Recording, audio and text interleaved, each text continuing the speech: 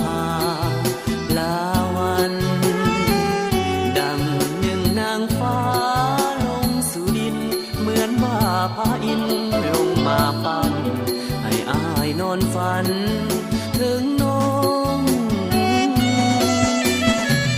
หัวใจอายนี้แม้นมีทางถอดออกได้อายจะทอดไว้นวลน้องนาขอบคอจะอยู่ขอบฟ้าทินเดนใดถึงจะแสนไกลอายก็จะต้องกลับมาหาน้องจากวันสายน้ำของไหลหลังเปรียบไปก็เหมือนดังน้ำใจอายไหลมานานขอให้น้องเจ้าจงสงสารอย่าปล่อยอายเลยผ่านเป็นสวรรค์แห่งนี้ไปไกล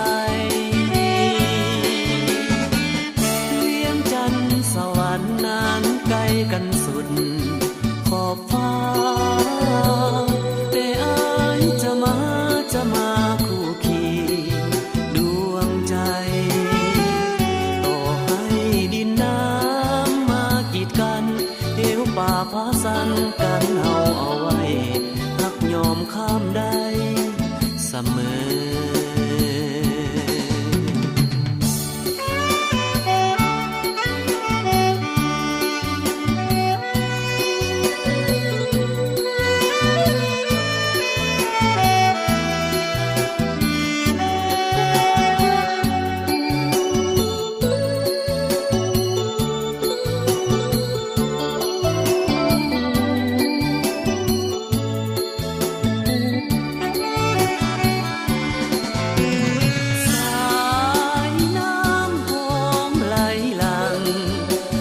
ไป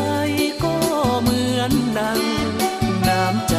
อายไหลมานานขอให้น้องเจ้าจงสงสารอย่าปล่อยอายเลยผ่านแดนสวรรค์แห่งนี้ไปไกลเวียงจันทร์สวรรค์นั้นไกลกันสุด